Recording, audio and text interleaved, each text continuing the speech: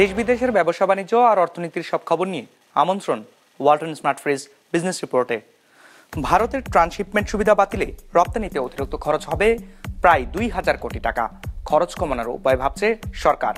নতুন শিল্পের জন্য গ্যাসের বাড়তি দরকে বৈষম্যমূলক বলছেন ব্যবসায়ীরা। বিনিয়োগ বাধাগ্রস্ত হবার শঙ্কা। দেশের অর্থনীতির গতি বাড়ছে। বছরের দ্বিতীয় প্রান্তিকে জিডিপি প্রবৃদ্ধির হার 4.48%। এমন সব খবর নিয়ে আমাদের আজকের আয়োজন। ২৫০টিরও বেশি ডিজাইন অপশন নিয়ে ওয়ালটন স্মার্ট ফ্রিজ, বোঝে আপনার প্রয়োজন। ভারত কর্তৃক ট্রান্সশিপমেন্ট সুবিধা বাতিলের কারণে বাংলাদেশের রপ্তানিতে প্রায় ২,০০০ কোটি টাকা অতিরিক্ত ব্যয় হবে। খরচ কমাতে সরকার গুরুত্ব দিয়ে কাজ শুরু করছে বলে জানিয়েছে বাণিজ্য উপদেষ্টা শেখ বশির উদ্দিন। একই সাথে তিনি বলেন, যুক্তরাষ্ট্র কর্তৃক অতিরিক্ত শুল্ক আরোপের বিষয়টি নিয়ে কাজ শুরু করেছে সরকার। এক্ষেত্রে অর্থনৈতিক ও বাণিজ্যিক সম্ভাবনাকে গুরুত্ব দিয়ে বিষয়টির সমাধানে এগোচ্ছে সরকার। এটা হঠাৎ করে আমাদের উপর আরোপিত হয়েছে, সো আমরা সাথে সাথেই আমাদের সকল অংশীজন সকলকে নিয়ে আমি গতকাল নিজে মিটিং করেছি। ইনশাল্লাহ এটাতে কোনো সমস্যা আমরা বোধ করছি না। ভারত ট্রান্সশিপমেন্ট সুবিধা বাতিলের পর এমন প্রতিক্রিয়া জানিয়েছিলেন বাণিজ্য উপদেষ্টা। তবে সপ্তাহখানেকের মধ্যেই সেই বক্তব্য থেকে সরে এসেছেন তিনি।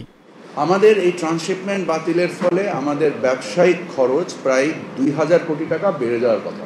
আমরা চেষ্টা করছি যে আমরা যে কর্মসমষ্টি নিয়েছি to understand the steps and the sequences, এবং আমাদের খরচা কেন বেশি, কেন আমাদের কার্গো আরেকটা দেশের সহায়তা নিয়ে যেত। দুপুরে সচিবালয়ের গণমাধ্যম কেন্দ্রে মার্কিন যুক্তরাষ্ট্রের ৩৭% শুল্ক আরোপ, চ্যালেঞ্জ, সম্ভাবনা ও সরকারের করণীয় শীর্ষক এক মতবিনিময় সভায় প্রধান অতিথির বক্তব্যে তিনি আরও জানান, খরচ কমানোর উপায় বের করার চেষ্টা করা হচ্ছে। ঠিক যেভাবে আমরা বাজারকে বৈচিত্র্যময় করা এবং বাজারকে সরবরাহ ভিত্তিক ব্যবস্থার উন্নতির মাধ্যমে বাজারের মূল্য একটা স্টেবিলিটি আনার চেষ্টা করেছি, একই কাজ আমরা বিমানের কার্গোর ক্ষেত্রেও করব এবং আশা করি আমাদের এই ২,০০০ কোটি টাকার খরচ আর ২,০০০ কোটি টাকা থাকবে না। এটা 0 টাকা থেকে মাইনাস টাকায় আনার চেষ্টা করছি। কিভাবে যুক্তরাষ্ট্রের সাথে বাণিজ্য ঘাটতি কমিয়ে আনা যায় সেই বিষয়টি নিয়ে কাজ করছে অন্তর্বর্তী সরকার। শীঘ্রই এ বিষয়ে দেশটির বাণিজ্য মন্ত্রীর সাথে কথা বলতে যুক্তরাষ্ট্রে যাবেন তিনি। আমাদের রপ্তানি বেশি, আমদানি কম, এর মধ্যে যুক্তরাষ্ট্র একটা অন্যতম দেশ এবং যুক্তরাষ্ট্র ক্রেতা হিসেবে আমাদের একক বৃহত্তম দেশ। তো আমাদের জন্য বিষয়টা ডেফিনেটলি চিন্তা, কারণ আমরা তো শুল্ক পরিশোধ করে তার বাজারে ব্যবসা করি। তো আমাদেরকে যদি অতিরিক্ত শুল্ক আরোপ করা হয় অন্য কোনো প্রতিযোগী দেশের থেকে, তাহলে বেশি মূল্যের পণ্য, কম দামের মূল্যের পণ্য তাদেরকে বেশি দাম দিয়ে কিনতে হবে। তো নিশ্চয়ই তারাও এই জিনিসটা উপলব্ধি করেন। আমরা আশা করি সামগ্রিকভাবে তাদেরকে বোঝাতে সক্ষম হব। তাদের নীতির উপরে তো আমাদের কোনো হাত নেই। সো আমরা সবাই একটু টেনশনের সাথে তো আমাদেরকে বাস করতেই হয়। সয়াবিন তেলের দাম বৃদ্ধি নিয়ে উপদেষ্টা বলেন, ভোজ্য তেলের বাজার কিভাবে দীর্ঘমেয়াদে স্থিতিশীল করা যায় সেই লক্ষ্যে কাজ করা হচ্ছে। দাম বাড়ানো ছাড়া কোনো বিকল্প ছিল না। ভারত, পাকিস্তান কিংবা চীন নয়, বরং সব দেশের সঙ্গেই বাণিজ্য বাড়াতে চায় সরকার, জানান উপদেষ্টা। India, Pakistan, China. Zahid Selim, business report, Maasranga television. নতুন শিল্পের জন্য গ্যাসের ৩৩% বাড়তি দরকে বৈষম্যমূলক বলছেন ব্যবসায়ীরা, যার প্রভাবে বাধাগ্রস্ত হবে নতুন বিনিয়োগ। নেতিবাচক প্রভাব পড়বে কর্মসংস্থানে। এমন অবস্থায় সব শিল্পের জন্য গ্যাসের দর একই হারে নির্ধারণের দাবি তাদের। আর গ্যাসের যোগান স্বাভাবিক রাখতে সিস্টেম লস কমানো এবং নতুন গ্যাস ক্ষেত্র অনুসন্ধানের পরামর্শ অর্থনীতিবিদদের। একরামুল ইসলাম খানের রিপোর্টে বিস্তারিত। ভর্তুকি কমিয়ে রাজস্ব বাড়াতে গ্যাসের দাম ৩৩% বাড়িয়ে আদেশ জারি করে Bangladesh energy regulatory commission BERC গেল রোববার। সে অনুযায়ী নতুন গ্রাহকদের জন্য ক্যাপটিভ বিদ্যুতের ক্ষেত্রে প্রতি ঘনমিটারে গ্যাসের দাম ৪২ টাকা আর শিল্পে ৪০ টাকা নির্ধারণ করা হয়। ব্যবসায়ীরা বলছেন, সরকার যে পদ্ধতিতে গ্যাসের দাম বাড়িয়েছে তা বৈষম্যমূলক, যা নতুন উদ্যোক্তাদের প্রতিযোগিতা থেকে সরিয়ে রাখবে। বিশেষ করে শিল্পক্ষেত্রে যৎসামান্য যে বিদেশি বিনিয়োগ আসে তাও বাধাগ্রস্ত হতে পারে বলে শঙ্কা তাদের। বাট একসঙ্গে যখন ৩৩% বাড়ে তখন কিন্তু আমাদের সক্ষমতার উপর একটা বিরাট আঘাত। আমাদের যে কস্টিং, আমরা যে কস্টিং করে ব্যবসাটা করি, এখানে 33% ইনক্রিজ মানে 30 টাকা থেকে আমাদের 40 টাকা 41 টাকা হয়ে গেল। এটা একটা বিরাট বৃদ্ধি।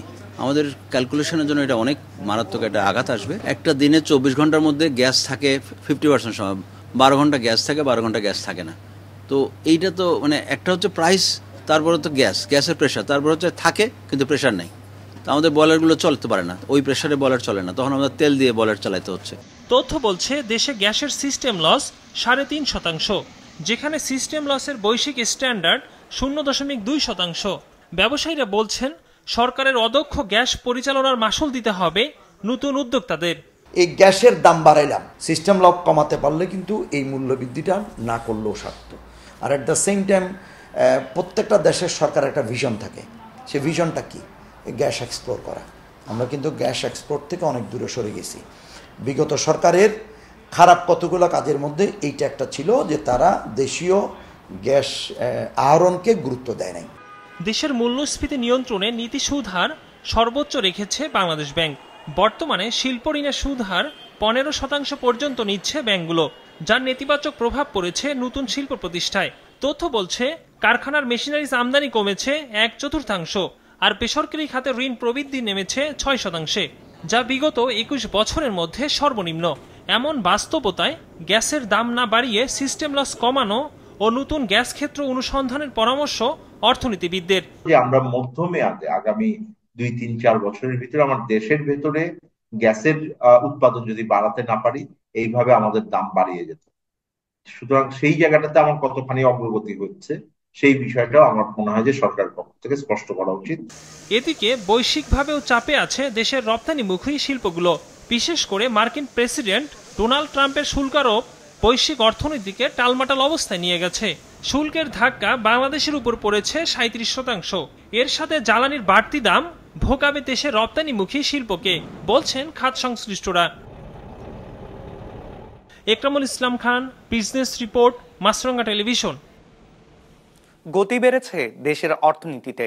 বাংলাদেশ পরিসংখ্যান ব্যুরোর সবশেষ তথ্য অনুযায়ী চলতি অর্থবছরের দ্বিতীয় প্রান্তিকে দেশের জিডিপি প্রবৃদ্ধি হয়েছে 4.48%, যা এর আগের প্রান্তিকের তুলনায় 2.5% বেশি। বিশ্লেষকরা বলছেন রাজনৈতিক ও অর্থনৈতিক সংকট কিছুটা কমায় স্বস্তি ফিরেছে ব্যবসা বাণিজ্যে, যার প্রভাবে বেড়েছে প্রবৃদ্ধি। মোট দেশজ উৎপাদন বা জিডিপি প্রবৃদ্ধির হার বাড়ছে। বাংলাদেশ পরিসংখ্যান ব্যুরো বিবিএস এর হালনাগাদ তথ্য অনুযায়ী চলতি অর্থবছরের দ্বিতীয় প্রান্তিক বা অক্টোবর থেকে ডিসেম্বর সময়ে মোট দেশজ উৎপাদন বা জিডিপির প্রবৃদ্ধি হয়েছে 4.48%, আর 2023-24 একই সময়ে জিডিপি প্রবৃদ্ধি হয়েছিল 3.78%।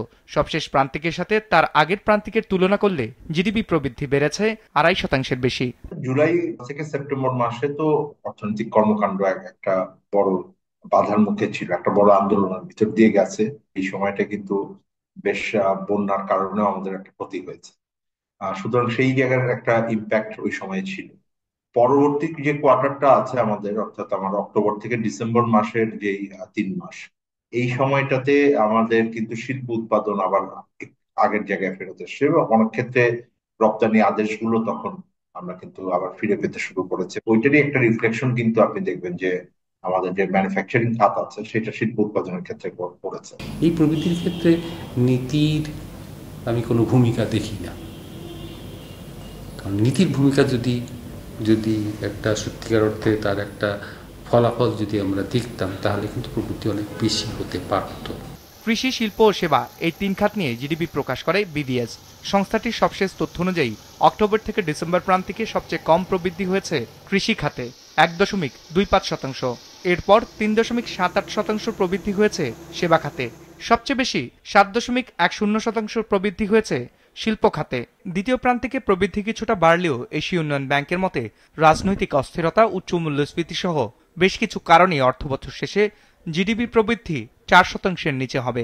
জিডিপি প্রবৃদ্ধি এখন পর্যন্ত যেটা আছে এটা একটা নিম্ন স্তরে স্থিতিশীলতার ভিতরে থাকবে বলে মনে হচ্ছে আর কি। কিন্তু এটা খুব বড় রিকভারি খুব দ্রুত হবে সেটা আমি মনে হয় না। আমার ধারণা যে এটা 4%-র কাছাকাছি হয়তো এই বছর থাকতে পারে। যদি পরিস্থিতির উন্নতি হয় তাহলে 5% বা বেশি কিছু প্রবৃদ্ধি হওয়ার সম্ভাবনা খুব, কারণ আমরা অর্থনীতিটাকে তো এখন পর্যন্ত আমরা উন্নয়নের যে গতিপথ, সেই গতিপথে এখন পর্যন্ত আনতে সক্ষম হয়নি। পরিসংখ্যান ব্যুরোর মতে অক্টোবর থেকে ডিসেম্বর প্রান্তিকে তার আগের প্রান্তিকের তুলনায় 82,000 কোটি টাকার বেশি মূল্য সংযোজন হয়েছে। Business report, Maasranga television. 250-টিরও বেশি ডিজাইন অপশন নিয়ে ওয়ালটন স্মার্ট ফ্রিজ, বোঝে আপনার প্রয়োজন। অল্প খরচে অধিক লাভজনক হয় দিনাজপুরের বিরলে বস্তা পদ্ধতিতে আদা চাষে আগ্রহ বাড়ছে কৃষকদের। দিনাজপুর প্রতিনিধি রেজাউল করিম রঞ্জুর পাঠানো তথ্য ছবিতে ডেস্ক রিপোর্ট। প্রথমে ছাই, জৈব সার ও বালু মিশিয়ে মাটি প্রস্তুত করে রাখা হয় বস্তায়। এরপর প্রতি বস্তায় 2টি করে আদার চারা রোপণ করা হয়। মাত্র 3 মাসের মধ্যে গাছের গোড়ায় ফলন আসে আদার। এই পদ্ধতিতে বাড়ির উঠান কিংবা পতিত জমিতে আদা চাষে আগ্রহ বেড়েছে বিরলের কৃষকদের। এভাবে আদা চাষে মাটিবাহিত রোগের সংক্রমণ অনেক কম হয় এবং প্রাকৃতিক দুর্যোগে ফলন বিপর্যয় এড়াতে বস্তাগুলো নিরাপদ স্থানে সরিয়ে নেওয়া যায়, জানান তারা। 500 বস্তা আদা দিচ্ছে, সার বীজ যা কিছু আছে সব অফিস গিয়ে দিচ্ছে। যেগুলো জায়গা পড়ে আছে এখান থেকে আমরা এখন আদা লাগাচ্ছি। আদা চাষের পরে উপরেতে আমি সবজি মনে করেন যে সবজি আবাদ করছি, নিচে আমি প্রায় 30 হইতে 40 হাজার টাকা খরচা করছি।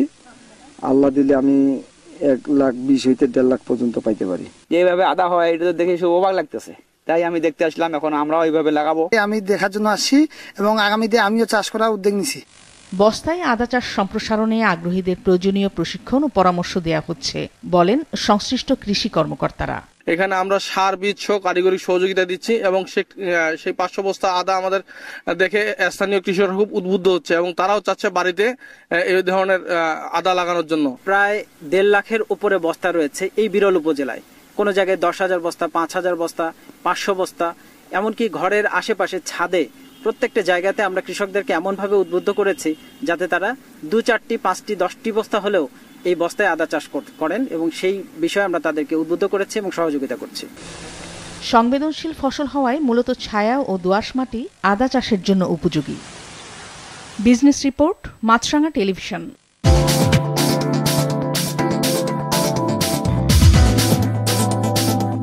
নেতিবাচক ধারায় শেষ হয়েছে ঢাকার শেয়ার বাজারের লেনদেন। সার্বিক সূচক DSX 26 পয়েন্ট কমে দাঁড়িয়েছে 5,105-এ। হাত বদল হয়েছে 396 কোটি টাকার শেয়ারের মালিকানা। লেনদেনে অংশ নেওয়া প্রতিষ্ঠানগুলোর মধ্যে দর বেড়েছে 120টির, কমেছে 212টির, আর অপরিবর্তিত রয়েছে 64টির দর। মার্কিন প্রেসিডেন্ট ডোনাল্ড ট্রাম্পের শুল্ক নীতির কারণে বড় ক্ষতির মুখে পড়তে যাচ্ছে ভারতের চিংড়ি রপ্তানি শিল্প। এরই মধ্যে যুক্তরাষ্ট্রে পাঠানো 2000 কন্টেইনার হিমায়িত চিংড়ি চালান নিয়ে বিপাকে পড়েছেন দেশটির চিংড়ি রপ্তানিকারকরা। জুলাইয়ে ট্রাম্পের নতুন ঘোষণা করা শুল্ক কার্যকর হলে আরও ক্ষতির আশঙ্কা করছেন তারা। ডেস্ক রিপোর্টে বিস্তারিত। যুক্তরাষ্ট্রের বাজারে ভারত সবচেয়ে বড় চিংড়ি রপ্তানিকারক দেশ। সেখান থেকে শুধু এই পণ্যের রপ্তানি আয়ের পরিমাণ $250 কোটি। প্রতি বছর ভারতের অন্ধ্রপ্রদেশ থেকে হাজার হাজার টন হিমায়িত চিংড়ি যুক্তরাষ্ট্রের নিউ ইয়র্ক, হিউস্টন এবং মিয়ামির বন্দরগুলোতে যায়। মার্কিন প্রশাসনের 10% ন্যূনতম শুল্ক বসানোর পর এরই মধ্যে চিংড়ির চাহিদা কমতে দেখছেন ব্যবসায়ীরা। মার্কিন প্রেসিডেন্ট ট্রাম্পের পরিকল্পনা অনুযায়ী আগামী জুলাই থেকে এই শুল্ক 26% হওয়ার কথা। এমন পরিস্থিতিতে ভারতের অন্যতম এই রপ্তানি খাত পড়তে যাচ্ছে হুমকির মুখে। ন্যূনতম শুল্ক 10% আরোপের পর থেকেই রপ্তানিকারকেরা চিংড়ির দাম 10% কমাতে বাধ্য হয়েছেন। আর এরই মধ্যে রপ্তানি পাইপলাইনে থাকা পণ্য নিয়ে তৈরি হয়েছে জটিলতা। মার্কিন ক্রেতারা সেগুলোর দাম কমানোর চেষ্টা করছেন। কৃষকেরা পড়েছেন দুর্ভোগে। সরকার যদি হস্তক্ষেপ করে এবং খাদ্যের দাম ও অন্যান্য খরচের দিকে দৃষ্টিপাত করে তাহলে আমরা টিকে থাকতে পারব।